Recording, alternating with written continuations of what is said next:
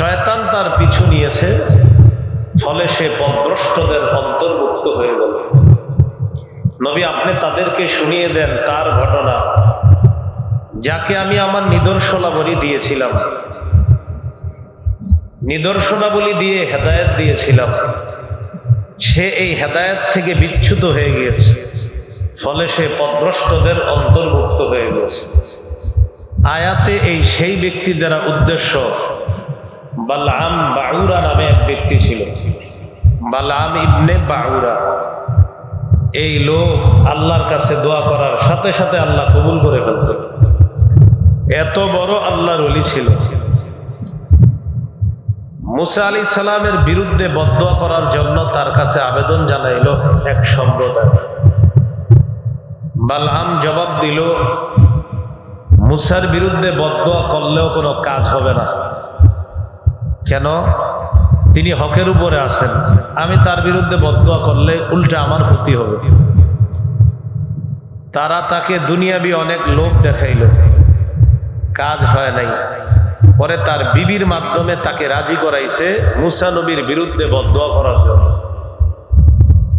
এক পর্যায়ে পাহাড়ের উপর উঠে সে বদদোয়া করছে, জিহ্বাটা বের হয়ে কুকুরের মতো নাবির কাছে চলে আসছে। আল্লাহ তাআলা বলেন, ওয়ালাউ শি'না লারাফা'নাহু বিহা ওয়ালাকিন্নাহু আখলাদা ইলাল আরদি ওয়াত্তাবা'a হাওয়া। আমি যদি চাইতাম তাহলে তাকে নিদর্শনাবলীর মাধ্যমে তার মর্যাদা বাড়াইতে পারতাম। কার? বালআম। ওয়ালাকিন্নাহু আখলাদা ইলাল আরদি ওয়াত্তাবা'a হাওয়া। কিন্তু সে দুনিয়ার দিকে ঝুঁকে পড়েছে, টাকা পয়সার পিছনে ছুটে নিজের নফসের অনুসরণ করে মুসা নবীর বিরুদ্ধে বদদোয়া করছে। ফামাসালুহু কামাসালিল কালব। আল্লাহ বলেন তার দৃষ্টান্ত কুকুরের মতো। বলি নাউযুবিল্লাহ। ইন তাহমিল আলাইহি ইয়ালহাদ আও তাতরুকহু ইয়ালহাদ। কুকুরকে যদি তুমি তার উপর কিছু বোঝা দাও, তাও সে তার জিহ্বা বের করবে। কুকুরকে যদি তুমি বোঝা না দিয়ে এমনি ছেড়ে দাও, তাও সে তার জিহ্বাটা বের করবে। বালআম হয়ে গেছে এখন ওই কুকুরের মতো, তার কাছে বিদ্যা বুদ্ধি থাকা না থাকা বরাবর হয়ে গেছে। কারণ সে হেদায়েতের উপর না থেকে মুসা নবীর বিরুদ্ধে বদদোয়া করে পথভ্রষ্টতা গ্রহণ করে নিয়েছে। এই জন্য হেদায়েত বড় দামি জিনিস। আল্লাহ আমাদেরকে ৫ ওয়াক্ত নামাজে প্রত্যেক রাকাতের মধ্যে শিখিয়ে দিয়েছেন, ইহদিনাস সিরাতাল মুস্তাকিম, যেন আমরা আল্লাহর কাছে হেদায়েত চাই। এই জন্য আল্লাহর কাছে হেদায়েত চাওয়া। আল্লাহ আমাদেরকে মৃত্যু পর্যন্ত হেদায়েতের উপর অটল অবিচল থাকার তৌফিক দান করেন। রাসূলুল্লাহ সাল্লাল্লাহু আলাইহি সাল্লাম একটা দোয়া শিখিয়ে দিয়েছেন, আল্লাহুম্মা মুকাল্লিবাল কুলুব সাব্বিত কলবি আলা দীনিক। হে আল্লাহ, অন্তরসমূহের পরিবর্তনকারী, আপনি আমার অন্তরটাকে দ্বীনের উপর অটল রাখেন, অবিচল রাখেন। আল্লাহুম্মা মুকাল্লিবাল কুলুব সাব্বিত কলবি আলা দীনিক। হে আল্লাহ, অন্তরসমূহের পরিবর্তনকারী, আপনি আমার অন্তরটা দ্বীনের উপর অটল রাখেন। আরবিটা না পারলে বাংলা তো বলতে পারবেন। হে অন্তরসমূহের পরিবর্তনকারী আল্লাহ, আপনি আমার অন্তরটা দ্বীনের উপর অটল অবিচল রাখেন, আমি যেন হেদায়েতের উপর চলতে পারি, আপনি আমাকে তৌফিক দান করুন। তাহলে রমজান পরবর্তী ১ নম্বর কাজ, হেদায়েতের মোকাবেলায় পথভ্রষ্টতা গ্রহণ না করা। রমজান আমাদের মাঝে একটা ভালো লাগা কাজ করেছে। রমজানের পরেও যেন রমজানের ওই ভালো লাগা, আমলের প্রতি আগ্রহ, তেলাওয়াতের প্রতি আগ্রহ, এটা ধরে রাখতে পারি। আল্লাহ তৌফিক দান করেন। রমজান পরবর্তী দ্বিতীয় কাজ, ইবলিস রমজানে বন্দী ছিল, সে ছাড়া পেয়ে গেছে। রমজান পরবর্তী দ্বিতীয় কাজ, শয়তানকে শত্রু হিসাবে গ্রহণ করা। কি হিসাবে?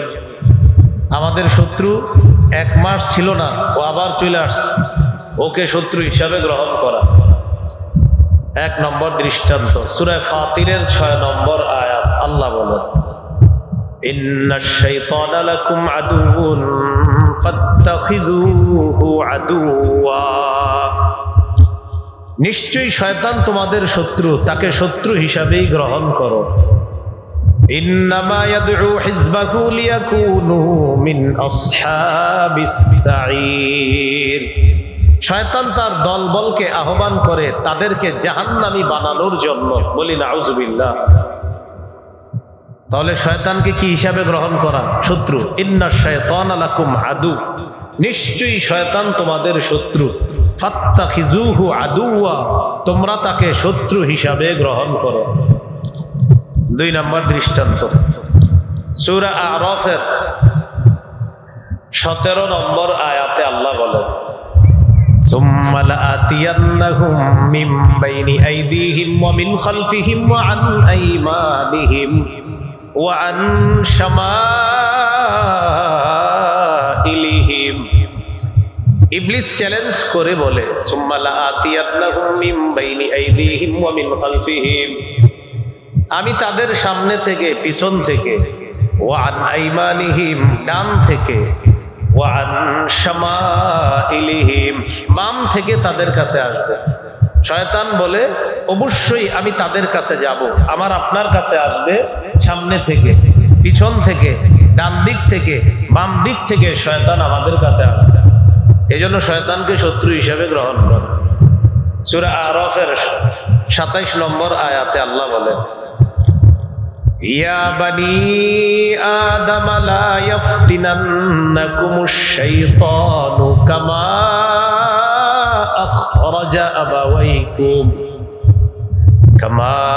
আখরাজা আবাওয়াইকুম মিনাল জান্নাতি ইয়ানজিউ আনহুমা লিবাসাহুমা লিউরিয়াহুমা মিন সাওআতিহিমা ইন্নাহু ইয়ারাকুম ওয়া কাবিলুহু মিন হাইসু লা তারাউনাহুম। আল্লাহ তাআলা বলেন, ইয়া বানি আদম লা ইয়াফতিনান্নাকুমুশ শাইতান, হে আদম সন্তান, শয়তান যেন তোমাদেরকে বিভ্রান্ত করতে না পারে। কামা আখরাজা আবাওয়াইকুম মিনাল জান্নাহ, যেমনি ভাবে তোমাদের আব্বা আম্মাকে সে জান্নাত থেকে বের করে ছেড়েছে। ইয়ানজিউ আনহুমা লিবাসাহুমা, তোমাদের আব্বা আম্মার কাপড় সে টেনে ধরছে শয়তান। লিউরিয়াহুমা সাওআতিহিমা, তাদের উভয়কে উভয়ের লজ্জাস্থান দেখানোর জন্য শয়তান তাদের কাপড় টেনে ধরছে। ইন্নাহু ইয়ারাকুম হুয়া ওয়া কাবিলুহু মিন হাইসু লা তারাউনাহুম, নিশ্চয়ই শয়তান এবং তার সাঙ্গপাঙ্গরা তোমাদেরকে এমন ভাবে দেখে, এমন জায়গা থেকে দেখে তোমরা তাদেরকে দেখো না। এই জন্য ইবলিস আমাদেরকে দেখে, আমরা দেখি না। ডান থেকে, বাম থেকে, সামনে থেকে, পিছন থেকে আসে, আমরা দেখি না। তাই আল্লাহ বললেন ইবলিসকে শত্রু হিসাবে গ্রহণ করো। সহিহ বুখারীর বর্ণনা 2038 নম্বর হাদিস। এই হাদিসের মধ্যে আছে, হাদিসের শেষে আছে, ক্বালা রাসূলুল্লাহ সাল্লাল্লাহু আলাইহি ওয়াসাল্লাম, ইন্নাশ শাইতানা ইয়াজরি মিনাল ইনসানি মাজরাদ দাম। নবীজি সাল্লাল্লাহু আলাইহি সাল্লাম বলেন, শয়তান ইয়াজরি, চলাচল করে, মিনাল ইনসানি মাজরাদ দাম, মানুষের রক্ত চলাচলের যে জায়গা সেখানে শয়তান চলাচল করে। আমাদের রক্ত চলাচলের জায়গায় শয়তান চলাচল করতে পারে। কতটা সতর্ক থাকা দরকার। তাই শয়তান ছাড়া পেয়ে গেছে, রমজান শেষ, শয়তান ছাড়া পেয়েছে। রমজান পরবর্তী দ্বিতীয় কাজ, শয়তানকে শত্রু হিসাবে গ্রহণ করা। রমজান পরবর্তী 3 নাম্বার কাজ, নামাজ ছেড়ে না দেওয়া। রমজানে দেখেন মানুষ রমজানের বাহিরে যে পরিমাণ নামাজ পড়ে, রমজান মাসে আমাদের নামাজের আগ্রহটা কিন্তু আসলে একটু বেশি থাকে। আপনি দেখবেন যারা পুরা বছরও নামাজ পড়ে না, ও রমজানে 2-4 ওয়াক্ত পড়ে। আবার যারা পুরা বছর নামাজ পড়ে না, রমজানের সাহারিটা খায়া চিন্তা করে যাই ফজরটা বুইরা আসি। মানে অর্থাৎ অনেক মানুষ যারা এমনি নামাজ পড়ে না কিন্তু রমজানে নামাজ পড়ে। রমজান পরবর্তী 3 নাম্বার কাজ, নামাজের যে অভ্যাসটা হয়েছে আমাদের, এটা ধরে রাখা, এটা ছেড়ে না দেওয়া। যেমন রমজানে আপনাদের অনেকের অভ্যাস হয়েছে কিছু কিছু নফল নামাজ পড়া, 2-4 রাকাত বেশি নফল পড়তেন মাগরিবের পরে অথবা জোহরের পরে, আপনি এটা সারা বছর ধরে রাখার চেষ্টা করেন। তো 3 নাম্বার নামাজ, এই নামাজের ব্যাপারে অবহেলা না করা। যেহেতু রমজানে অভ্যাসটা তৈরি হয়েছে আমাদের, অভ্যাসটা আমরা ধরে রাখার চেষ্টা করব। আল্লাহ তৌফিক দান করেন। সূরা বাকারা 238 নম্বর আয়াতে আল্লাহ বলেন, হাফিজু আলাস সালাওয়াতি ওয়াস সালাতিল বুসতা, তোমরা নামাজ সমূহের প্রতি যত্নবান হও, বিশেষ করে মধ্যম নামাজ, আসরের নামাজ। আসরের কথা কেন বলছি? আসরের সময় কেউ থাকে মাঠে, কেউ থাকে ঘাটে, কেউ থাকে রান্নায় চুলার সামনে। বাজারে যারা যায় এরাও আসরে অলসতা করে, মাঠে একদল খেলতে যায় এরাও আসরে অলসতা করে, মা বোনরা চুলায় রান্না করে, একটু পরে আরেকটু পরে ভাতটা সিদ্ধ হোক, তারপরে ভাতটা সিদ্ধ হোক, আলুটা সিদ্ধ হোক, তারপরে আসর নামাজটা পড়ি। এই করতে করতে সূর্য হলুদ বানায়। আবু দাউদের 413 নম্বর হাদিসের বর্ণনা, قال رسول الله صلى الله عليه وسلم تلك صلاة المنافقين تلك صلاة المنافقين تلك صلاة المنافقين। নবীজি বলেন, যে ব্যক্তি ইচ্ছা করে সূর্যটাকে হলুদ বানায় আসরের নামাজ পড়ে, মানে পরেরা বলে নাই, পরে ইচ্ছা করে সূর্য হলুদ বানায় আসরের নামাজ পড়ে, নবীজি বলেন এটা মুনাফিকের নামাজ, এটা মুনাফিকের নামাজ, এটা মুনাফিকের নামাজ। আল্লাহ আমাদেরকে হেফাজত করেন। মানে নামাজ ছেড়ে দেয় এটা বলে নাই, পড়ছে। তো নবীজি বলেন এটা কেমন নামাজ পড়ছে? সূর্য হলুদ করছে, করার পর কোন মতে হাদিসে আসছে নাকারা আরবাআ, 4টা ঠোকর দিছে, আল্লাহু আকবার আল্লাহু আকবার, এরকম 4টা। আসর কয় রাকাত? 4 রাকাত, 4টা ঠোকর দিছে মনোবের মতো। নবীজি বলেন এটা মুনাফিকের নামাজ, এটা মুনাফিকের নামাজ, এটা মুনাফিকের নামাজ। প্রিয় মুসলমান ভাই, পর্দার আড়ালের মা বোনেরা, মেহেরবানি করে আসরের নামাজে আমরা এই অলসতা করব না। আল্লাহ কথাগুলো মনে রাখার তৌফিক দান করেন। এশার নামাজ, ফজরের নামাজেও গুরুত্ব দেওয়া। রাতে অনেক সময় শরীরে ক্লান্তি থাকার কারণে অনেকে এশা পড়ে না, আরেকটু বলে পড়বো। শয়তান একটা ধোকা দেয় এশার ব্যাপারে। কি ধোকা? এই এশার নামাজ দেরি করে বললো কিছু হয় না, একটু পরে বল। তো এটা করতে করতে 12টা বাজায়, শয়তান তখন আইসা ধোকা দেয়। আবার 12টার পরেও এশা পড়া যায়, সমস্যা নেই, তুমি মোবাইল চালাও। এটা করতে করতে হে ঘুমায়া যায়। এদিক দিয়ে ঘুমাইছে দেরি করে, ফজরের নামাজে ওঠে নাই। ওই ফজরের পরে আপনার, কারণ উনি দেশ নিয়ে এত টেনশনে ছিল, দেশের ব্যাপারে সর্বশেষ একটা স্ট্যাটাস ফেসবুকে দিয়ে এরপরে 4টা বাজে ঘুমাইছে। আর দেশ নিয়ে খুব চিন্তিত, দেশে হুজুররা এইভাবে চললে ঠিক ছিল, ওইভাবে চললে ঠিক ছিল না। হুজুরদেরকে ইসলামের রূপরেখা দেখায়া উনি একটা স্ট্যাটাস দিয়ে ঘুমায় গিয়া ফজরের নামাজটা পড়ে নাই। আসলে কিন্তু উনি টেনশনে পড়ে নাই, এমনি পড়তো। তো এই যে কাজগুলা, এটা করা যাবে না। قال رسول الله صلى الله عليه وسلم من صلى العشاء في جماعة فكأنما قام نصف الليل। নবীজি বলেন, কেউ যদি এশার নামাজ জামাতে পড়ে, পড়ার পর সে যদি ঘুমিয়েও যায়, অর্ধেক রাত দাঁড়িয়ে দাঁড়িয়ে ইবাদতের সওয়াব আল্লাহ তাকে দিয়ে দেয়। এশা পড়ে ঘুমিয়ে গেছে, অর্ধেক রাত দাঁড়িয়ে থেকে ইবাদতের সওয়াব। ومن صلى الغداة في جماعة فكأنما صلى الليل كله। সারা রাত ঘুমার পর, ঘুম থেকে জাগ্রত হওয়ার পর কেউ যদি ফজরের নামাজ জামাতে পড়ে, নবীজি বলেন যেন সে সারা রাত আল্লাহর দরবারে নামাজের মধ্যে কাটায়া দেয়। এশা জামাতে বোঝা ঘুমায়া যাবেন, অর্ধেক রাত ইবাদতের সওয়াব। ফজরের নামাজ জামাতের সাথে পড়বেন, ঘুমায় গেছেন কিন্তু সারা রাত ঘুম থেকে উইঠা ফজর পড়ছেন জামাতে, সারা রাত নামাজ পড়ার সওয়াব। তাহলে রমজান পরবর্তী 3 নাম্বার করণীয়, নামাজের যে অভ্যাসটা রমজানে আমাদের ভালো লাগা তৈরি হয়েছে নামাজের প্রতি, এই ভালো লাগাটা ধরে রাখবো। বলেন ইনশাআল্লাহ। আল্লাহ তৌফিক দান করেন। নাসাইর হাদিস 466 নম্বর হাদিস। এই হাদিসের মধ্যে আছে, قال رسول الله صلى الله عليه وسلم إن أول ما يحاسب به العبد يوم القيامة صلاته ফাইন ওয়াজিদাত তাম্মা কুতিবাত তাম্মা। রাসূলুল্লাহ সাল্লাল্লাহু আলাইহি সাল্লাম বলেন, নিশ্চয়ই কিয়ামতের ময়দানে সর্বপ্রথম বান্দার নামাজের হিসাব হবে। নামাজ যদি পরিপূর্ণ পাওয়া যায়, কুতিবাত তাম্মা, সওয়াবটাও পরিপূর্ণ লিখে দেওয়া হবে।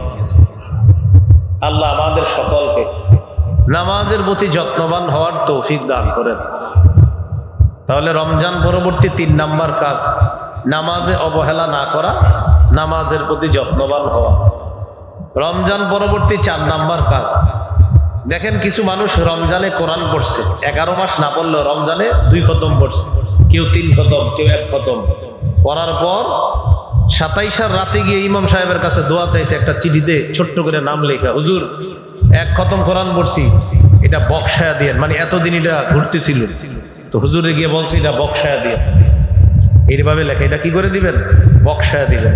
আচ্ছা, বক্সানোর আগে ঠিক আছে, মনে করেন হুজুর বক্সায়া দিল, এর আগে কই ছিল এটা? এই যে আপনি 1 খতম পড়লেন, তখন ছিল কই এটা? হুজুর বক্সানোর আগে কই ছিল? এই জাতীয় কথা লিখবেন না খাতায় যে বক্সায় দিছে। আপনি যখন যেই নিয়তে পড়তেছেন, আল্লাহ সাথে সাথে ওই নিয়ত কবুল করতেছে। আপনি যে 27 দিন পড়লেন, মানে 27 দিন কই ছিল বলেন, এটা কি ঘুরতেছে কোথাও? তো হুজুরের কাছে গিয়ে বললেন, হুজুর বক্সায় দিয়ে, মানে আমি পড়ছি, পড়ার পর এটা ঝুলে রাখছি আপনার জন্য, এখন আপনি বললে বিষয়টা ঠিক হচ্ছে।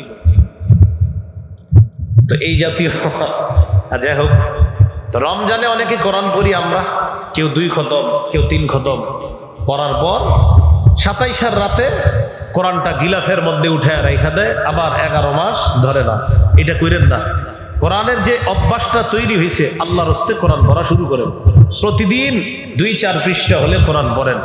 আমি কসম করে বলি, এই জায়গায় যারা আছেন প্রতিদিন কোরআন পড়েন, পড়ার পর আপনার ঘরে বরকত শুরু হয় কিনা আপনি দেখেন। প্রতিদিন পড়েন, অবশ্যই ঘরে চারদিক থেকে বরকত শুরু হচ্ছে। আপনি কোরআন পড়েন নিয়মিত, সবাইকে কোরআন পড়ান, আল্লাহ তৌফিক দান করেন। কোরআন পড়ব তো ইনশাআল্লাহ।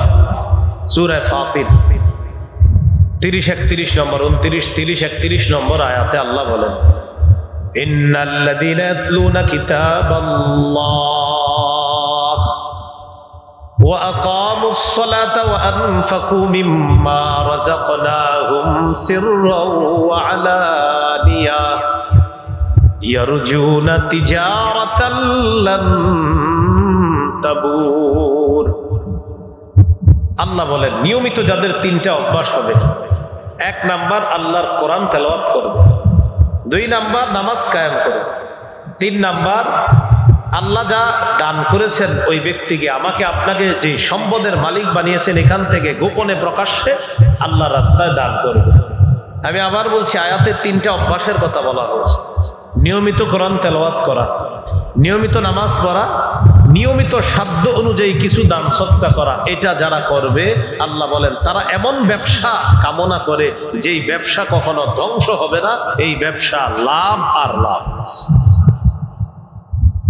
এখান থেকে একটা সুন্দর শিক্ষা পাইতেছি আমরা, যে প্রতিদিন 3টা অভ্যাস চালু রাখা, কোরআন তেলাওয়াত, 5 ওয়াক্ত নামাজ, সাধ্য অনুযায়ী দান সদকা। কোরআন তেলাওয়াত, 5 ওয়াক্ত নামাজ, সাধ্য অনুযায়ী দান সদকা। যাই হোক, আমাদের মূল বিষয় হলো রমজান পরবর্তী 4 নাম্বার কাজ, কোরআন পড়া। রমজানে কোরআনের সাথে আমাদের একটা সম্পর্ক ছিল, এই সম্পর্কটা ধরে রাখা। সূরা বাকারা 185 নম্বর আয়াতে আল্লাহ বলেন, শাহরু রমাদানাল্লাযী উনজিলা ফীহিল কুরআন। রমজান মাস, যেই মাসে কোরআন নাজিল করা হয়েছে। রাসূলুল্লাহ সাল্লাল্লাহু আলাইহি সাল্লামকে আল্লাহ হুকুম করেছেন কোরআন তেলাওয়াত করার জন্য। 21 পারা খুলে দেখবেন, শুরু হয়েছে যে আয়াত দিয়ে, সূরা আনকাবুতের 45 নম্বর আয়াত দিয়ে 21 নম্বর পারাটা শুরু হয়েছে। আল্লাহ তাআলা বলেন, উতলু মা উহিয়া ইলাইকা মিনাল কিতাব। নবী, আপনার কাছে কোরআনের যে অংশ ওহী হিসাবে আসে, এটা আপনি তেলাওয়াত করেন, এটা আপনি পড়েন, এটা আপনি তেলাওয়াত করেন। আল্লাহ আমাদেরকে কোরআন তেলাওয়াত করার তৌফিক দান করেন। রাসূলুল্লাহ সাল্লাল্লাহু আলাইহি সাল্লামের এক সাহাবী রাতের বেলা কোরআন পড়তেছে। সহিহ বুখারী 5011 নম্বর হাদিস। হাদিসের বর্ণনাকারী বারা ইবনে আযিব রাদিয়াল্লাহু তাআলা তিনি বলেন, কানা রাজুলুন ইয়াকরাউ সূরাতাল কাহফি, এক ব্যক্তি এক সাহাবী রাতের বেলা সূরা কাহফ পড়তেছে। ফাতাওয়াশাতহু সাহাবা, আকাশের এক খণ্ড মেঘ আইসা তার বাড়ির উপরে ছায়া দিতেছে। উনি কোরআন পড়ে, আকাশের মেঘখণ্ড আইসা ছায়া দিতেছে। ওনার পাশে ওনার ঘোড়া বাঁধা, ওনার উট বাঁধা ওনার পাশে। আরেক বর্ণনা আসছে ঘোড়া বাঁধা। তো এই যে পাশে বাহনটা বাঁধা, উনি কোরআন তেলাওয়াত করে, ওনার ঘোড়া খালি লাফায়। আর অন্য জায়গায় আসছে উটনি লাফায়, তো তেলাওয়াত করে এটা লাফায় কেন? চিন্তা করলেন ঘটনা কি, এটা লাফায় কেন? উনি তেলাওয়াত করা শেষ, ওই প্রাণীর লাফানো বন্ধ হয়ে গেছে। রাসূলুল্লাহ সাল্লাল্লাহু আলাইহি সাল্লামের কাছে গেলেন, যাওয়ার পর বললেন, হুজুর রাতের বেলা তেলাওয়াত করতেছিলাম, এমন এমন ঘটনা আমার সাথে ঘটছে।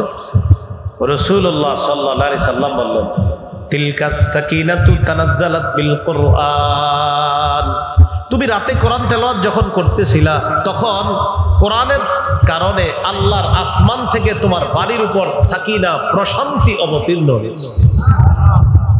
এই হাদিস থেকে বোঝা যায় কোরআন পড়লে সাকিনা আসে, প্রশান্তি আসে, রহমত বরকত নাজিল করে। আল্লাহ আমাদেরকে কোরআন পড়ার তৌফিক দান করে। কোরআন ধীরে ধীরে পড়া। সূরা মুজাম্মিলের 4 নম্বর আয়াতে আল্লাহ বলেন, ওয়ারাত্তিলিল কুরআনা তারতিলা, আপনি ধীরে ধীরে কোরআন পড়েন, কোরআন সুললিত কণ্ঠে পড়া।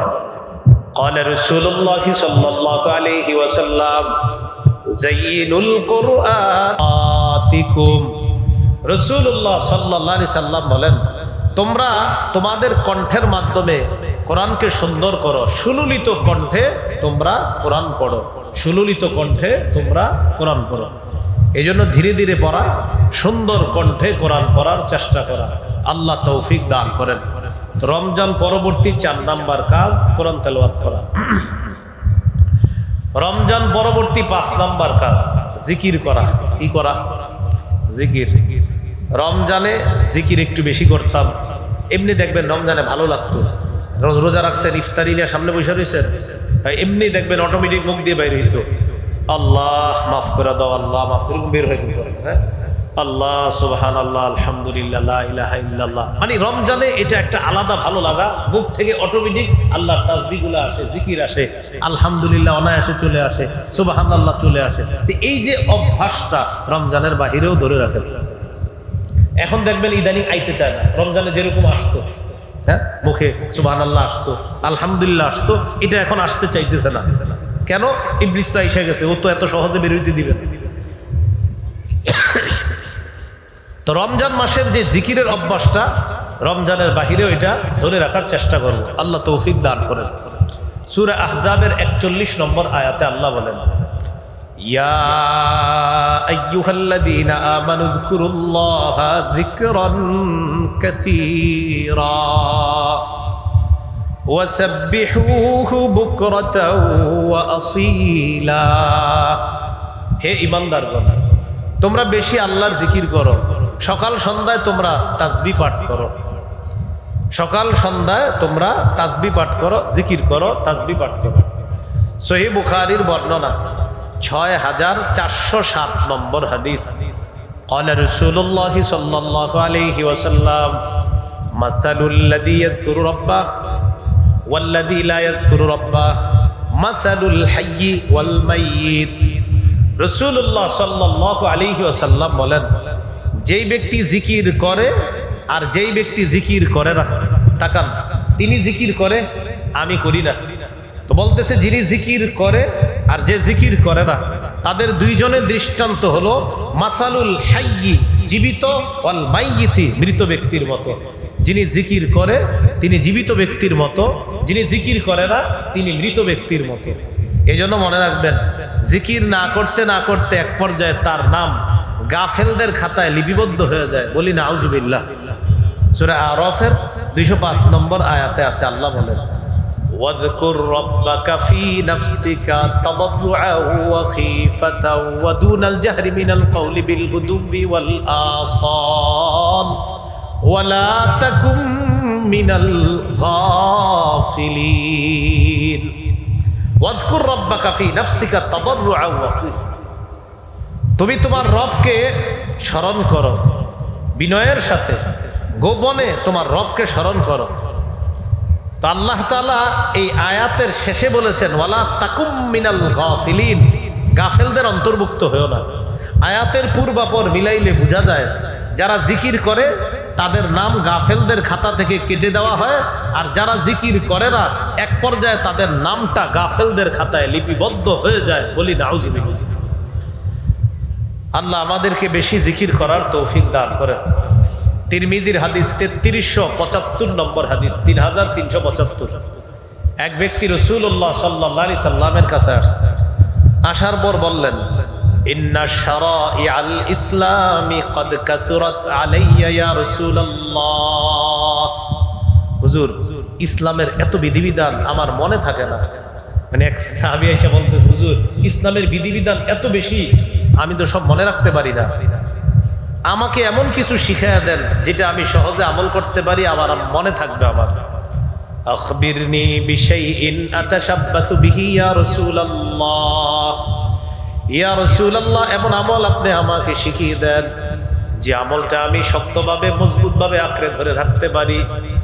নবীজি বললেন, লা ইয়াজালু লিসানুকা রাতাবাম মিন যিকিরিল্লাহ। তোমার জিহ্বাটা সদা সর্বদা যেন আল্লাহর জিকিরে তরু তাজা থাকে, আর এই অবস্থায় যেন তুমি মৃত্যুবরণ করো আল্লাহর জান্নাতের মেহমান। তাহলে জিকির যেন সব সময় জিহ্বায় থাকে, এই জিহ্বাটা যেন জিকিরের মাধ্যমে আমরা তাজা রাখতে পারি। আল্লাহ তৌফিক দান করেন। তিরমিজির বর্ণনা 3377 নম্বর হাদিস। এই হাদিসের মধ্যে আছে, ক্বালা রাসূলুল্লাহ সাল্লাল্লাহু আলাইহি ওয়াসাল্লাম, আলা উনাব্বিউকুম বিখাইরি আ'মালিকুম ওয়া আযকাহা ইনদা মালিকিকুম ওয়া আরফা'iহা ফি দারাজাতিকুম। আচ্ছা, আমি কি তোমাদেরকে এমন একটা বিষয় বলবো না যেটা সবচাইতে উত্তম আমল, তোমাদের রবের কাছে অনেক পবিত্র একটা আমল, আবার মর্যাদায় অনেক বেশি পরিমাণে তোমার মর্যাদা হবে এমন একটা আমল? কি মানে আমল একটা, এই একটার উপকারিতা, এটা একটা শ্রেষ্ঠ আমলের অন্তর্ভুক্ত, তোমাদের রবের কাছে এটা একটা পবিত্র সবচেয়ে আমল, আবার মর্যাদাও তোমার অনেক বেশি বাড়বে এমন একটা আমল কি বলবো না? ও আরো বলছে, ও খায়রুন লাকা মিন ইনফাকিজ যাহাবি ওয়াল ওয়ারদ, স্বর্ণ রূপা দান করার চাইতে উত্তম। মানে এক আমল এতগুলা উপকারিতা। সাহাবীরা বললেন, হুজুর বলেন। فقال رسول الله صلى الله عليه وسلم ذكر الله تعالى, আল্লাহর জিকির করা। আল্লাহর জিকির করা শ্রেষ্ঠ একটা আমল। আল্লাহর জিকির করা আল্লাহর কাছে পবিত্র একটা আমল। আল্লাহর জিকির করা তোমার মর্যাদা উন্নীত হওয়ার কারণ। আল্লাহর জিকির করা স্বর্ণ রূপা দান করার চাইতে আরো উত্তম। তাহলে রমজান পরবর্তী কয় নাম্বার গেল এটা? হ্যাঁ, 5 নাম্বার। রমজান পরবর্তী 5 নাম্বার কাজ জিকির করা। এই অভ্যাসটা ধরে রাখবো আমরা। আল্লাহ তৌফিক দান করেন। রমজান পরবর্তী 6 নাম্বার কাজ জিকির শিখবো কোথায়? আল্লাহ ওয়ালাদের সান্নিধ্যে গিয়ে। কার কাছে? আল্লাহ ওয়ালাদের সান্নিধ্যে যাব, তাদের কাছে গিয়ে জিকির শিখতে হবে, তাসবিহাত শিখতে হবে, নামাজ রোজা তাদের কাছে শিখতে হবে। আমি সঠিকভাবে চলতেছি কিনা এটা তাদের কাছে বেশি বেশি যেতে হবে। সূরা তাওবা 119 নম্বর আয়াতে আল্লাহ বলেন, ইয়া আইয়ুহাল্লাযীনা আমানুত্তাকুল্লাহ ওয়া কুনু মা'আস সাদিকিন। হে ঈমানদারগণ, তোমরা আল্লাহকে ভয় করো, সত্যবাদীদের সাথে তোমরা থাকো। সত্যবাদী, ন্যায়পরায়ণ, আল্লাহওয়ালা, সালেহীন যারা আছে তাদের কাছে যাওয়া, হক্কানি পীর মাশায়েখ বুজুর্গদের কাছে যাওয়া, তাদের কাছে গিয়ে তাকওয়া শিখা। আল্লাহ বলেন তোমরা আল্লাহকে ভয় করো, তাকওয়া অবলম্বন করো, আল্লাহওয়ালাদের কাছে যাও, তাদের সাথে থাকো। আয়াতের পূর্বাপর বুঝাইলে মিলাইলে বোঝা যায় তাকওয়া অবলম্বন করার জন্য আল্লাহওয়ালাদের কাছে যেতে হবে, তাদের কাছে গিয়ে তাকওয়া, জিকির, ওজিফা, সহিফা এগুলা তাদের কাছে শিখতে হবে। তাহলে 6 নাম্বার কাজ আল্লাহওয়ালা আলেম ওলামাদের কাছে যাতায়াত, এটা আমরা অব্যাহত রাখবো। আল্লাহ তৌফিক দান করেন। 7 নাম্বার রমজান পরবর্তী 7 নাম্বার কাজ শাওয়াল মাসে 6টা রোজা রাখা। কয়টা রোজা রাখা? 6টা রোজা রাখা শাওয়াল। এখন কথা হলো শাওয়ালের যে 6টা রোজা রাখবেন, সহিহ মুসলিমের বর্ণনা আসছে 1164 নম্বর হাদিস। আগে হাদিসটা শুনুন। قال رسول الله صلى الله عليه وسلم من صام رمضان ثم أتبعه ستا من شوال كان كصيام الدهر كله। যে ব্যক্তি রমজানের রোজা রাখলো, এরপরে শাওয়াল মাসের 6টা রোজা রাখলো, কেমন যেন সে সারা বছর রোজা রাখলো। শাওয়ালের 6 রোজা কেউ যদি চান টানা 6 দিন রাখবেন পারবেন, কেউ যদি চান না আমি এই সপ্তাহে 2টা রাখবো, পরের সপ্তাহে 2টা, পরের সপ্তাহে 2টা, তাও হবে। কেউ যদি চান আমি আজকে একটা রাখবো, 2 দিন গ্যাপ দিয়ে আরেকটা রাখবো, তাও হবে। মোট কথা শাওয়ালে 6টা হলেই হবে। মহিলা যারা আছে তাদেরকে মাসালা বলে দিবেন। মা বোনরা রমজান মাসে আল্লাহ প্রদত্ত অসুস্থতার কারণে হয়তো 4টা 5টা 6টা 7টা 8টা 10টা রোজা রাখতে পারে নাই, তাদের শাওয়ালের রোজা কিভাবে রাখবে? তারা যদি শাওয়ালের রোজার ফজিলত চায় তাহলে শাওয়ালের 6 রোজা আলাদা রাখতে হবে, রমজানের ভাঙতি রোজা আলাদা রাখতে হবে। একসাথে নিয়ত করলে কিন্তু হবে না। আবারও বলছি, মা বোনদের রমজানে অসুস্থতার কারণে যে রোজা ভেঙে গেছে, যেটা রাখতে পারে নাই, এই রোজাগুলা আলাদা রাখতে হবে। আর শাওয়ালের 6 রোজার ফজিলত চাইলে এই শাওয়ালের 6 রোজা আলাদা রাখতে হবে। প্রিয় ভাইয়েরা, মাসালার মনে থাকবে তো ইনশাআল্লাহ? আল্লাহ আমাদেরকে মনে রাখার তৌফিক দান করেন। তাহলে 7 নাম্বার, রমজানের পর 7 নাম্বার করণীয় শাওয়াল মাসের 6টা রোজা রাখা।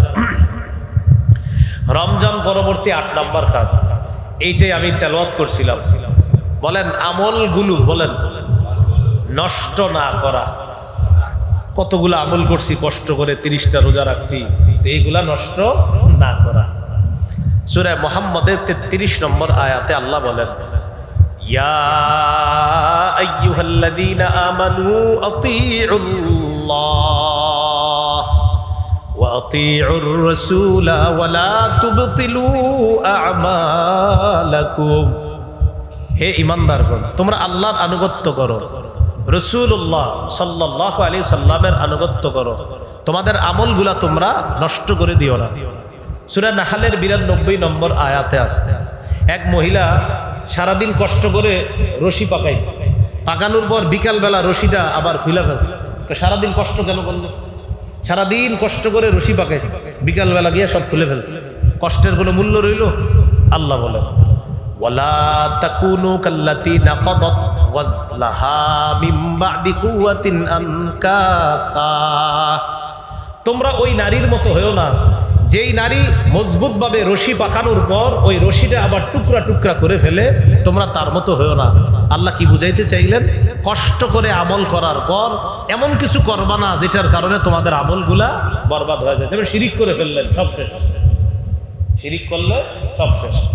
সূরা জুমারের 65 নম্বর আয়াতে আল্লাহ বলেন, ওয়ালাকাদ উহিয়া ইলাইকা ওয়া ইলাল্লাযীনা মিন ক্বাবলিক লাইন আশরাকতা লায়াহবাতান্না আমালুকা।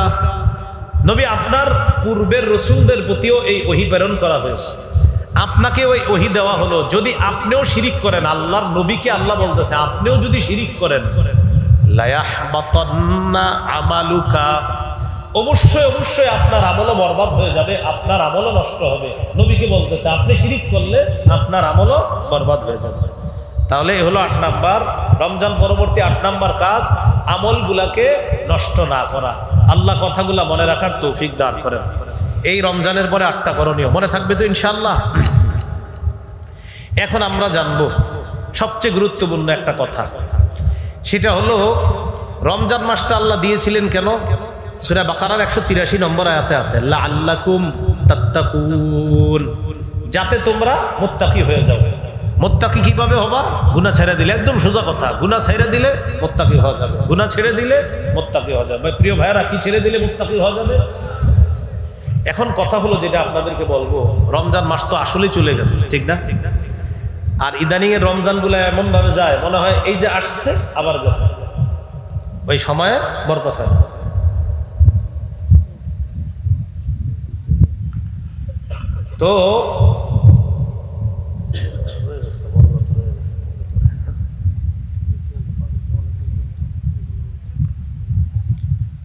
তো বলছিলাম, পাপ থেকে বেঁচে থেকে মুত্তাকি হওয়া, গুনাহ ছেড়ে দেওয়া, এটা আমাদের বড় একটা চ্যালেঞ্জিং। বাস রমজানের পরে যে আগামী 11টা মাস আপনার আমার জীবন মানে মৃত্যু পর্যন্ত এটা একটা চ্যালেঞ্জ, একটা গুনাহ না করা। দেখেন ইবাদত তো বেশি করা যায়, এতক্ষণ যা বললাম ইবাদত করা, নামাজ পড়বেন, রোজা রাখবেন, কোরআন পড়বেন, শাওয়ালের 6 রোজা রাখবেন, এগুলো তো ভালো কাজ। কিন্তু গুরুত্বপূর্ণ কথা কি জানেন? গুনাহ না করা। কি না করা? গুনাহ না করা। তিরমিজির হাদিস 3545 নম্বর হাদিস।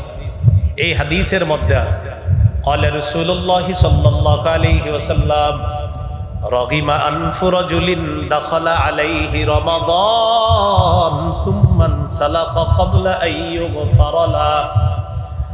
রাসূলুল্লাহ সাল্লাল্লাহু আলাইহি সাল্লাম বলেন, ওই ব্যক্তির নাম ভুলণ্ঠিত হোক, ধুলোয় দূষিত হোক, যার কাছে রমজান মাস আসলো কিন্তু সে রমজান শেষ হয়ে গেল, তার গুনাহ মাফ হলো না, এই ব্যক্তি ধ্বংস হোক, যাকে গুনাহ মাফ করার আগেই রমজান শেষ হয়ে গেল। তার জন্য নবীজি কি করলেন? বদদোয়া করলেন, সে ধ্বংস হোক।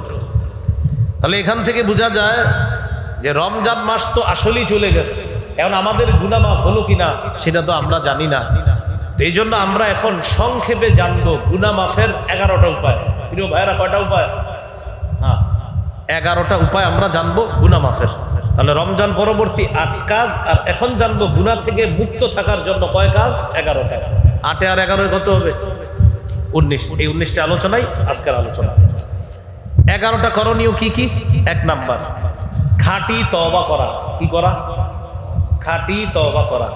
সূরা তাহরীমের 8 নম্বর আয়াতে আল্লাহ বলেন, ইয়া আইয়ুহাল্লাযীনা আমানু তুবু ইলাল্লাহি তাওবাতান নাসুহা। হে ঈমানদারগণ, তোমরা আল্লাহর কাছে খাঁটি তওবা করো, একনিষ্ঠ তওবা। আসা রাব্বুকুম আইয়ুকাফিরা আনকুম সাইয়্যাতিকুম। আশা করা যায় তোমাদের রব তোমাদের গুনাহগুলা মাফ করে দেবে। ইবনে মাজার হাদিস 4250 নম্বর হাদিস। قال رسول الله صلى الله عليه وسلم التائب من الذنب كمن لا ذنب له। রাসূলুল্লাহ সাল্লাল্লাহু আলাইহি সাল্লাম বলেন, গুনাহ থেকে তওবাকারী ব্যক্তি তার মতো হয়ে যায় যার কোনো গুনাহ নাই। গুনাহ থেকে তওবাকারী ব্যক্তি তার মতো হয়ে যায় যার কোনো গুনাহ নাই। এখন গুরুত্বপূর্ণ একটা কথা, তওবার মৌলিক 3টি শর্ত। কয়টি? 3টি। সাথে আরেকটি আমরা অ্যাড করব শেষে। হলো কয়টা? 4টা। 1 নাম্বার, গুনাহ থেকে ফিরে আসা, প্রথম শর্ত। 2 নাম্বার, অনুতপ্ত হওয়া, যে আমি যে গুনাহটা করলাম ছি ঠিক করি না, এটা 2 নাম্বার। 3 নাম্বার, দৃঢ় প্রতিজ্ঞা করা আমি জীবনে এটা আর করবো না। আবার বলছি, আমি 1 নাম্বার গুনাহ থেকে ফিরে আসা, 2 নাম্বার আর নাদামু, অনুতপ্ত হওয়া। ইবনে মাজাহ 4252 নম্বর হাদিসে আছে, আর নাদামু আত-তাওবা, অনুতপ্ত হওয়াটাই তওবা। কোন বান্দা যদি গুনাহের উপর অনুতপ্ত হয়, সাথে সাথে তার তওবা আল্লাহ কবুল করেন। 3 নাম্বার আল আযামু বিল জাযম, দৃঢ় প্রতিজ্ঞা করা যে আমি জিন্দেগিতে এই গুনাহ আর করব না। কয়টা হলো? কিন্তু আমরা মোট কয়টা জানবো? মৌলিক 3টা, সাথে শেষে আরেকটা কি করব? অ্যাড করব। হলো কয়টা? শেষেরটা কি গুরুত্বপূর্ণ, বেশি শোনেন। বান্দার হক যদি মাইরা থাকেন, এটা আদায় করতে হবে। বান্দার হক আমার জিম্মায় থেকে থাকলে এটা আদায় করতে হবে। এটা কিন্তু আল্লাহ মাফ করবে না, এটা আমি আপনি মাফ চেয়ে নিতে হবে তার কাছে। এই 4টি শর্তে তওবা করব। আল্লাহ আমাদেরকে তৌফিক দান করেন। তাহলে গুনাহ মাফের 1 নাম্বার উপায় খাঁটি তওবা। 2 নাম্বার ইস্তেগফার পড়া।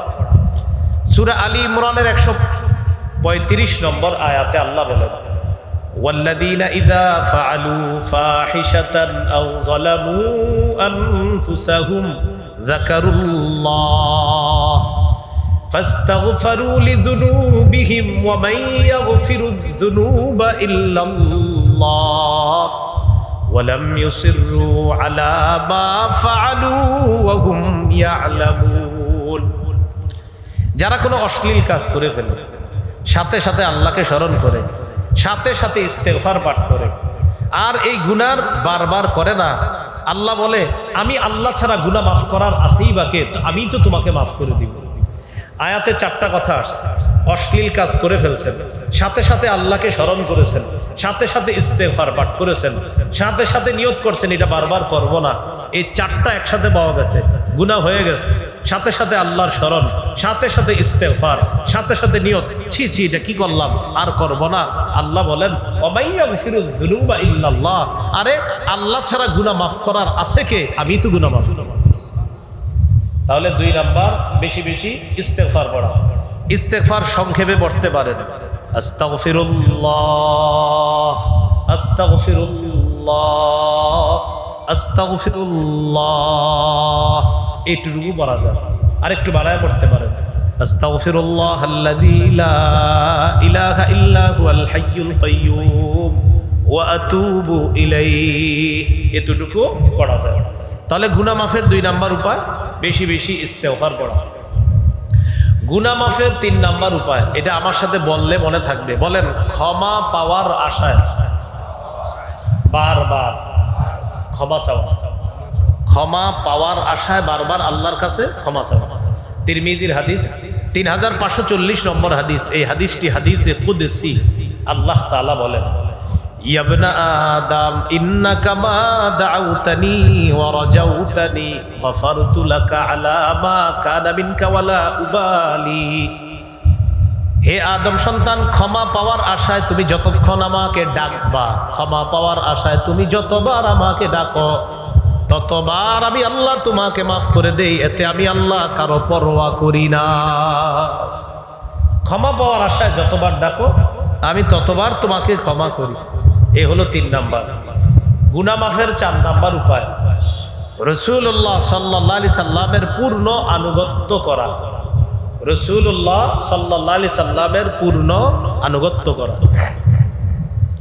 সূরা আলী ইমরানের 31 নম্বর আয়াতে আল্লাহ বলেন, কুল ইন কুনতুম তুহিব্বুনাল্লাহ ফাত্তাবিউনি ইউহিব্বুকুমুল্লাহ ওয়া ইয়াগফির লাকুম যুনুবাকুম ওয়াল্লাহু গফুরুর রহিম।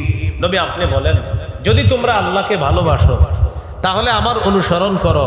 নবী আপনি জানায়া দেন, আপনার উম্মত যদি আপনার অনুসরণ করে, আমি আল্লাহ ঘোষণা করলাম ইউহিব্বুকুমুল্লাহ, আল্লাহ তোমাদেরকে ভালোবাসবেন, ওয়া ইয়াগফির লাকুম যুনুবাকুম, তোমাদের জীবনের সমস্ত গুনাহ আল্লাহ মাফ করে দিবেন। এ হলো 4 নাম্বার, রাসূল সাল্লাল্লাহু আলাইহি সাল্লামের পূর্ণ আনুগত্য করা। নবীজির পূর্ণ আনুগত্য মানে কি? ব্যক্তি জীবন, পারিবারিক জীবন, সামাজিক জীবন, অর্থনৈতিক জীবন, রাষ্ট্রীয় জীবন, আন্তর্জাতিক জীবনে আল্লাহ রসুলের আদর্শ বাস্তবায়নের মাধ্যমে নবীর পূর্ণ অনুসরণ করা। আপনি মেসওয়াক করলেন, এটাও সুন্নত। আপনি ঘর থেকে ডান পা দিয়ে বের হলেন, আপনি ঘর থেকে বের হওয়ার সময় বিসমিল্লাহি তাওয়াক্কালতু আলাল্লাহ পড়লেন, মসজিদে ডান পা দিয়ে ঢুকলেন, বাম পা দিয়ে বের হলেন, দোয়া পড়লেন, সব ঠিক আছে, এগুলা সুন্নাহ। পাশাপাশি রাষ্ট্র যেন ইসলামী রাষ্ট্র হয়, রাষ্ট্রের মধ্যে একজন শাসক যেন আদর্শ একজন মুসলিম রাষ্ট্র নায়ক হয়, পুরুষ একজন আদর্শ রাষ্ট্র নায়ক যেন হয়, এই চেষ্টা অব্যাহত রাখা, এটাও আল্লাহ রসুলের আদর্শ বাস্তবায়ন করা। কি ঠিক? আসলেই ঠিক। এটা কি ঠিক বলেন তো? মানে এটা রেডিমেড ঠিক না, মাহফিলে কিছু ঠিক আছে রেডিমেড, মানে হুদাও ঠিক করে অনেক সময়, কিন্তু এটা আসলেই ঠিক। তাহলে রাষ্ট্রে ইসলাম কায়েম করার চেষ্টা করা, আর ইসলামী সভ্য, ইসলামী সংস্কৃতি, ইসলামী সভ্যতা, ইসলামী আদর্শ কালচারে যেন দেশ চলে, এমন একজন আদর্শ পুরুষ রাষ্ট্রনায়কের জন্য আল্লাহর কাছে দোয়া করা। কি রাষ্ট্রনায়ক? এই পুরুষ শব্দটা 4 বার কর। কি রাষ্ট্রনায়ক? আবার কর, আবার আবার বলেন, আল্লাহ কিয়ামতের আগে আমাদের দেশে আর কোনো নারী শাসক চাই না। কি চাই না? সবাই বলেন কি চাই না? আরো জোরে সবাই বলেন কেন? জোরে বলেন, আরো জোরে। قال رسول الله صلى الله عليه وسلم لا يفلح قوم ولوا امرهم امرأتان। বুখারীর বর্ণনা। নবী বলেন, ওই জাতি কিছুতেই সফল হবে না যে জাতি তাদের নেতৃত্বে কোনো নারীকে বসায়। এটা আসলে ঠিক, আপনার বুঝে আসুক না আসুক, নারী নেতৃত্বের যদি চিন্তা আবার করে থাকেন তাহলে পুরা কপাল। এটাও লিখবেন পোস্টারে, আগামীতে নারী শাসক চাই, কেননা আমি সারা জীবন হতভাগা থাকতে চাই, লিখে দিবেন। এই জন্য নারী শাসক বসানো যাবে না, এটা মাথায় রাখতে হবে, কোনোভাবেই না। তো আল্লাহ রসুল সাল্লাল্লাহু আলাইহি সাল্লামের আদর্শ সর্বক্ষেত্রে বাস্তবায়ন করা, এই হলো 4 নম্বর করণীয়। গুনাহ মাফের 4 নম্বর উপায়। গুনাহ মাফের 5 নম্বর উপায় আযান দেওয়া। আযান, বিশুদ্ধ উচ্চারণে আযান দেওয়া। আবু দাউদের 515 নম্বর হাদিস, রাসূলুল্লাহ সাল্লাল্লাহু আলাইহি সাল্লাম বলেন, আল মুআদ্দিনু ইউগফারু লাহু মাদা সাউতিহি ওয়া ইয়াশহাদু লাহু কুল্লু রাতবিন ওয়া ইয়াবিস। মুয়াজ্জিনের আযানের দূরত্ব যেই পরিমাণ তার আযানের আওয়াজ যায়, এই পরিমাণ তাকে ক্ষমা করে দেওয়া। তার আযান যেই পরিমাণ দূরে গেছে, এই পরিমাণ দূরত্বে জিন ইনসান আমরা তো আছি, আমরা ছাড়াও আল্লাহর যত ভিজা সৃষ্টি আছে আর যত শুকনা সৃষ্টি আছে, এই ভিজা আর শুষ্ক সৃষ্টিটা কিয়ামতের মাঠে মুয়াজ্জিনের পক্ষে আল্লাহর কাছে সাক্ষী দিবে। তাহলে 5 নাম্বার আযান দেওয়া, গুনাহ মাফের 5 নাম্বার উপায়। গুনাহ মাফের 6 নাম্বার উপায় 2 রাকাত নামাজ পড়া। এটা আগামী বছর করবেন নাকি আজকে? এশার নামাজের পরে যদি তাড়াতাড়ি ওয়াজ শুরু হয়, তাহলে ওয়াজের পরে বাসায় গিয়ে 2 রাকাত নামাজ পড়বেন। আবু দাউদের 1521 নম্বর হাদিস, রাসূলুল্লাহ সাল্লাল্লাহু আলাইহি সাল্লাম বলেন, মা মিন আবদিন ইউযনিবু যামবান ফায়ুহসিনু আত-তুহুরা ফায়াকুমু ফায়ুসাল্লি রাকআতাইন ইল্লা গফারাল্লাহু লাহু যামবা। কোন ব্যক্তি গুনাহ হয়ে যাওয়ার পর পবিত্রতা অর্জন করে 2 রাকাত নামাজ পড়ে, আল্লাহ যেন আমার গুনাহগুলো শেষ হয়ে যায়, এই নিয়তে নামাজ শেষ, তার গুনাহও শেষ, আল্লাহ তার গুনাহ মাফ করে। 7 নাম্বার নিয়মিত 5 ওয়াক্ত নামাজ পড়া। কি পড়া? নিয়মিত 5 ওয়াক্ত নামাজ পড়া। বুখারীর 526 নম্বর হাদিসে আছে, এক ব্যক্তি নবীজির কাছে আসছে, আসার পর বললেন, আমার একটা অপরাধ হয়ে গেছে। ওই মুহূর্তে সূরা হুদের এক আয়াত আল্লাহ নাজিল করলেন, ওয়া আকিমিস সালাতা তারাফাইন নাহারি ওয়া যুলাফাম মিনাল লাইল ইন্নাল হাসানাতি ইউযহিবনাস সাইয়্যাত। তুমি নামাজ কায়েম করো দিনের 2 প্রান্তে, রাতের কিছু অংশে সালাত কায়েম করো, নিশ্চয়ই পুণ্য পাপের কাজকে দূর করে দেয়। আয়াতে পুণ্য দ্বারা উদ্দেশ্য 1 নাম্বার 5 ওয়াক্ত নামাজ যারা পড়বে তাদের গুনাহগুলা ধুয়ে মুছে আল্লাহ সাফ করে দিবে। রাসূলুল্লাহ সাল্লাল্লাহু আলাইহি সাল্লাম বলেছেন, লাউ আন্না নাহরান বিবাবি আহাদিকুম ইয়াগতাসিলু ফীহি কুল্লা ইয়াউমিন 5 মাররাত। তোমাদের কারো বাড়ির সামনে একটা পুকুর আছে, বাড়ির মালিক ওই পুকুরে দৈনিক 5 বার গোসল করে, আচ্ছা বলো তো তার শরীরে কি কোনো ময়লা থাকবে? সাহাবীরা বললেন না।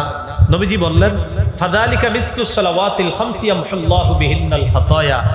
যে ব্যক্তি 5 ওয়াক্ত নামাজ পড়বে, 5 বার গোসল করলে যেমন তার শারীরিক ময়লাগুলা দূর হয়ে যায়, 5 ওয়াক্ত নামাজ পড়লে তার জাহিরি বাতিনি গুনাহের যে ময়লা, এই ময়লা আল্লাহ ধুয়ে মুছে সাফ করে দেন। 8 নাম্বার জামাতের সাথে নামাজ পড়া। 7 নাম্বার 5 ওয়াক্ত নামাজ পড়া, আর 8 নাম্বার জামাতের সাথে নামাজ। তাহলে 5 আযান দেওয়া, 6 2 রাকাত নামাজ পড়া, 7 5 ওয়াক্ত নামাজ পড়া, 8 জামাতের সাথে নামাজ পড়া। সহিহ মুসলিমের বর্ণনা, এক ব্যক্তি রাসূলের কাছে আসছে, আসার পর সাল্লাল্লাহু আলাইহি ওয়াসাল্লাম আসার পর বললেন, আকিম আলাইয়া হাদ্দা। হুজুর আমি শেষ। কি হইছে তোমার? আমি এমন পাপ করছি, এই পাপের কারণে আপনি আমাকে তাড়াতাড়ি শাস্তি দিয়ে পবিত্র করেন। ইতিমধ্যে জামাতের সময় হয়ে গেছে। রাসূলুল্লাহ সাল্লাল্লাহু আলাইহি সাল্লাম নামাজ পড়লেন, জামাতের পর ওই ব্যক্তি বললেন, হুজুর আমার বিষয়টা। তো রাসূলুল্লাহ সাল্লাল্লাহু আলাইহি সাল্লাম বললেন, তুমি কি আমাদের সাথে জামাতে নামাজ পড়ছো? হাদারতাস সালাতা মা'না, তুমি কি আমাদের সাথে জামাতে নামাজ পড়ছো? তো তিনি বললেন, জি জামাতে নামাজ পড়ছি। নবীজি বললেন, বাস জামাতে নামাজ পড়ার কারণে তুমি যে সমস্যা নিয়ে আসছিলে আমার কাছে, এই জামাতে নামাজ পড়ার কারণে তোমার এই পাপ আল্লাহ মাফ করে দিচ্ছে। এই গেল 8 নাম্বার। 9 নাম্বার পাপের কাজ হয়ে গেলে সাথে সাথে একটা ভালো কাজ করা। পাপের কাজ হয়ে গেলে, করে ফেললে বলি নাই কিন্তু, হয়ে গেলে। আর অনেক চালাক মানুষ আছে, আমার এই ওয়াজ উল্টা বুঝে কি বলবে জানেন? এখন থেকে একটা পাপ করবো, ভালো কাজ করবো, পাপ করবো, ভালো কাজ। আমি কি পাপ করলে বলছি না হইলে? হ্যাঁ, মুসলমান পাপ করতে পারে না, মুসলমানের পাপ হয়ে যেতে পারে শয়তানের ধোঁকায়। তাহলে কোনো পাপ হয়ে গেলে সাথে সাথে একটা ভালো কাজ করা। তিরমিজির হাদিস, রাসূলুল্লাহ সাল্লাল্লাহু আলাইহি সাল্লাম আবু যর গিফারি রাদিয়াল্লাহু তাআলা আনহুকে বলেন, ইত্তাকিল্লাহা হাইসুমা কুনতা, তুমি যেখানে থাকো আল্লাহকে ভয় করো। ওয়া আতবি'is সাইয়্যাতাল হাসানাতা তামহুহা, তুমি কোনো খারাপ কাজ হয়ে গেলে ভালো কাজ করবা। ওয়া খালিকিন নাসা বিখুলুকিন হাসান, মানুষের সাথে উত্তম আচরণ করবা। ওয়াতবি'স সাইয়্যাতাল হাসানাতা তামহুহা, খারাপ কাজ হয়ে গেলে একটা ভালো কাজ করবা, তোমার ভালো কাজটা খারাপ কাজকে মিটিয়ে দিবে। তাহলে এগুলো 9 নম্বর গুনাহ মাফের উপায়। 10 নম্বর, এগুলা মিম্বরের আমানত যাদের কাছে আছে, আমার সংকলনটা আজকের এই 2টা আলোচনা পাবেন 9 এবং 10 নম্বর খণ্ডে, পুরো আলোচনাগুলো পাবেন। আজকের আলোচনাগুলো 9 এবং 10 নম্বর খণ্ডে, মিম্বরের আমানতের 9 এবং 10 নম্বর খণ্ডে আরো আলোচনা পাবেন। কোরবানি পর্যন্ত কিভাবে কাটাবেন, এই এখন থেকে কোরবানি পর্যন্ত, এবং কোরবানির পশু কেমন হবে, কোরবানির পরে মুহররম মাসের যে আলোচনা, আর সফর মাসকে কেন্দ্র করে কিছু কুসংস্কার আছে আমাদের সমাজে, এই মাসে বিয়া দেওয়া যাবে না, ওই মাসে বিয়া করা যাবে না, এই বিষয়গুলা 10 নম্বর খণ্ডে আছে মিম্বরে আমানত। এখানে ওরা আসার কথা মিম্বর আমানত নিয়ে, যদি এসে থাকে তাহলে এখানে পাবেন 1 থেকে 10 খণ্ড, যারা পারেন সংগ্রহ করে নেবেন। সবগুলো খণ্ডই সংগ্রহ করার আমি পরামর্শ দিচ্ছি। বাকি আপনারা, ওরা মনে হয় খণ্ড খণ্ডও বিক্রি করে, আলাদা আলাদাও বিক্রি করে, যেভাবে পারেন সংগ্রহ করার চেষ্টা করেন। তো বলছিলাম 10 নাম্বার গুনাহ মাফের উপায়, জিকিরের মজলিসে বসা। এই যে মজলিসে বসে রয়েছেন, জিকিরের মজলিস, আইয়ুবী সাহেব মুনাজাত দিবে যখন, এই মুনাজাত দেওয়ার পর যাবেন, এই নিয়ত করে ফেলেন যে আমরা এখানে থাকবো ইনশাআল্লাহ। বেষ্টন করে আল্লাহর আসমান পর্যন্ত একদল ফেরেশতা চলে গেছে। তো লম্বা হাদিসে ফেরেশতাদেরকে আল্লাহ বলে, ইশহাদু আন্নী কাদ গফারতু লাহুম, সাক্ষী থাকো আমি এই জিকিরে যারা বসছে তাদেরকে আমি আল্লাহ মাফ করে দিই। 11 নাম্বার জিকির করা। 10 নাম্বার জিকিরের মজলিসে বসা, 11 নাম্বার জিকির করা। জিকির করা কি জিকির? 4টা জিকির বেশি বেশি করা যেতে পারে। সুবহানাল্লাহ, আলহামদুলিল্লাহ, লা ইলাহা ইল্লাল্লাহ, আল্লাহু আকবার। আর এই 4টার মধ্যে শ্রেষ্ঠ হলো লা ইলাহা ইল্লাল্লাহ। তিরমিজির 3592 নম্বর হাদিসে আছে, লা ইলাহা ইল্লাল্লাহ কেউ যদি একবার ইখলাসের সাথে বলে, আসমানের সবগুলা দরজা খুলে দেওয়া হয়, তার লা ইলাহা ইল্লাল্লাহ যেন আরশ পর্যন্ত পৌঁছে যায়।